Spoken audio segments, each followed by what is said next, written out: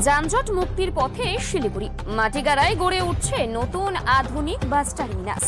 দিনকে দিন যানজট নগরী নামে পরিচিতি পাচ্ছে শিলিগুড়ি। অপরিকল্পিত রাস্তাঘাট, অব্যবস্থাপনায় জর্জরিত যানবাহন চলাচল, সব মিলিয়ে শহরের এক প্রান্ত থেকে অন্য প্রান্তে পৌঁছতে সময় লাগছে ঘন্টার পর ঘন্টা। এমন জটিল পরিস্থিতির মোকাবিলায় বড় সিদ্ধান্ত নিল শিলিগুড়ি জলপাইগুড়ি উন্নয়ন কর্তৃপক্ষ। দূরপাল্লার বাসগুলির জন্য এবার মাটিগাড়ার পরিবহন নগরে তৈরি হবে একটি আধুনিক বাস টার্মিনাস। রাজ্য পরিবহন দপ্তর ইতিমধ্যে এই প্রকল্পে অনুমোদন দিয়েছে। অর্থ দপ্তর থেকে বরাদ্দ হয়েছে প্রায় 2.5 কোটি টাকা। বুধবার শহরের মেয়র গৌতম দেবের সঙ্গে এক গুরুত্বপূর্ণ বৈঠকে বসেন এসজেডি এর চেয়ারম্যান দিলীপ দুকার। বৈঠকে যানজট সমস্যা ছিল অগ্রাধিকারে। বৈঠক শেষে সাংবাদিকদের তিনি কি জানালেন শুনে নেব। মেডিকেলের ওদেরকে বলেছি যে দোকানদারদের এবং ওদের লিডারশিপ ছিল যে মেডিকেল কলেজে যেগুলো আউটডোর বা ইনডোর পরিষেবা আছে সেখানে আমরা কোনো ভেন্ডিং অ্যালাউ করব না। ওখানে কোনো আগুন জ্বালিয়ে কোনো কিছু করা যাবে না। ওখানে একটা মেডিকেল কলেজে বহু পুরনো ক্যান্টিন আছে, আরেকটা আমরা মা ক্যান্টিন করেছি গভর্নমেন্ট, এর বাইরে কোনো কিছু ওখানে থাকবে না। কিন্তু ওখানে বহু মানুষ আছে, অনেক দিন ধরে তারা বিভিন্ন ছোটোখাটো দোকান করে ওখানে জীবন জীবিকা নির্বাহ করছেন। সুতরাং তাদের এই যে বেসিক নিডটা, এটাকে আমরা অস্বীকার করতে পারি না। এইটার জন্য মেডিকেল কলেজ কর্তৃপক্ষকে রিকোয়েস্ট করেছি, বড় এরিয়া আছে, মেডিকেল কলেজের হাসপাতালের এরিয়াটা বাদ দিয়ে একটু সাইডে একটা শৃঙ্খলাবদ্ধভাবে তারা দোকানগুলো লাগাবে। সেখানে তারা নাম্বার দিয়ে দেবে মেডিকেল কলেজে এতগুলো দোকান আছে, তার থেকে দোকান বাড়বে না। তাদেরকে ওরা আই কার্ড ওরা দেবে।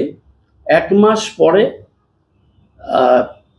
সেপ্টেম্বরে আমি আবার রিভিউ করব যে ওখানে নোংরায় যেন না হয় জায়গাটাকে।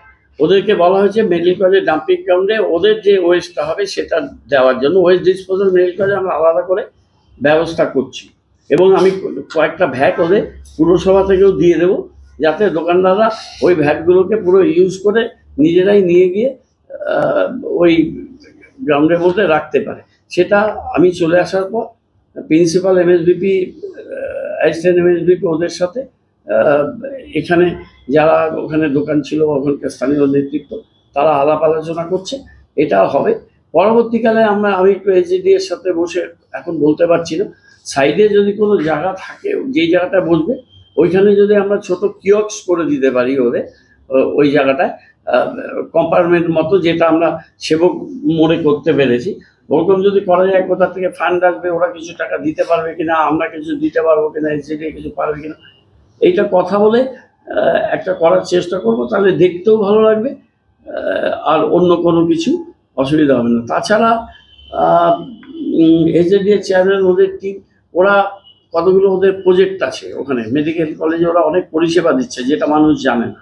মহকুমা পরিষদও ওখানে এসডব্লিউএম এর জন্য কাজ করছে এবং মহকুমা পরিষদও পরিষ্কার পরিচ্ছন্নতা কিছু কাজ করেছে। সেই সবটাই দিলীপ বলবে আপনাদের, এবং ও দেখে অনেকগুলো বিষয় ওর নোটিশে এসছে বা ও অনুভব করেছে, সেগুলোও ও বলছে। সেগুলো নিয়ে আমরা ভেরি রিসেন্টলি মহকুমা পরিষদ এসজেডি আমরা বসবো। আমি ডিএম দার্জিলিং ছিলেন আগের দিনে মিটিংয়ে, আর কে ডিএম দার্জিলিংকেও একটু ডাকবো এবং পুলিশ কমিশনারকেও রিকোয়েস্ট করবো থাকার। তাহলে সবাই মিলে বসে এটা করতে পারি। আর কি কি ব্যাপারগুলো করতে চায় সেটা দিলীপ আছে, ও একটু বলে দেবে। তো 9 তারিখে, গত মাসের 9 তারিখে আমাদের শিলিগুড়ি মিউনিসিপ্যাল কর্পোরেশনের সঙ্গে একটা রিভিউ মিটিং হয়েছিল। আমরা ঠিক করেছিলাম যে আমরা পিরিয়ডিক রিভিউ মিটিং করব। আজকে আমি ধন্যবাদ জানাই মহানাগরিক গৌতম দেব মহাশয়কে, আমাদের সবার অভিভাবক। উনি সময় করে আমাদের কাছে সঙ্গে বসেছেন। আমাদের ভাইস চেয়ারম্যান প্রতুল চক্রবর্তীও আছেন, আমাদের সিও, আমাদের সব অফিসিয়ালসরা ছিলেন। অনেক বিষয়তে আমাদের ডিসকাশন হয়েছে। আমি বলতে চাই কি, আমাদের মেয়র সাহেব খুব ভিশনারি পারসন।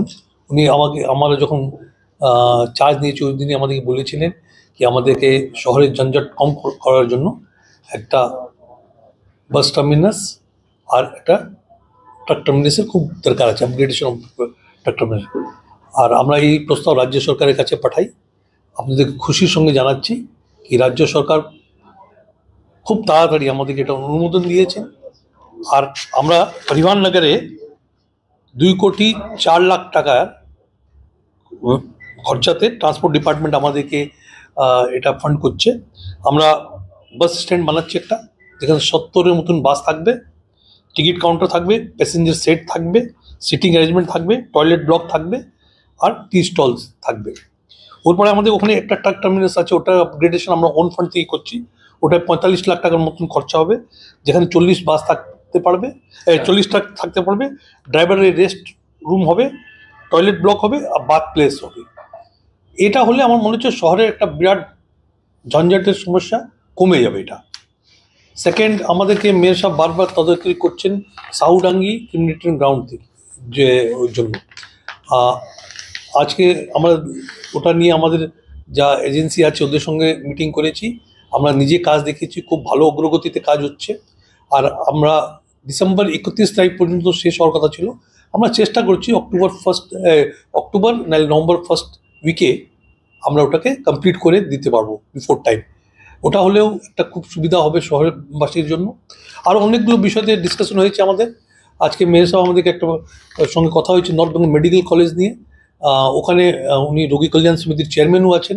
ওনার খুব একটা কম্প্রিহেন্সিভ প্ল্যান আমাদেরকে বলেছেন, একটা ভিজিটারি প্ল্যান বলেছেন।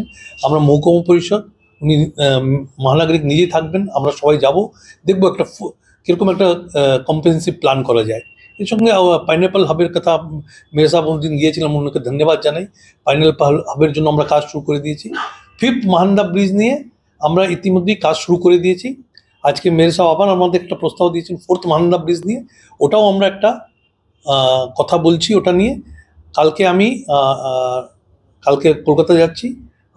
UDMA and municipal affairs minister Firhad হাকিমের সঙ্গে আমাদের মিটিং আছে একটা। আমরা মেয়র সাহেব যা প্রস্তাব বলেছেন, মহকুমা পরিষদ যা প্রস্তাব বলেছে, জলপাইগুড়ি জেলা পরিষদ, জলপাইগুড়ি নগরপালিকা, মালবাজার যা প্রস্তাবগুলো দিয়েছে আমরা সব নিয়ে আলোচনা করব। কিন্তু এটা বলতে পারি কি এসডিডি টাইম বাউন্ড কাজ করতে খুব বিশ্বাসী।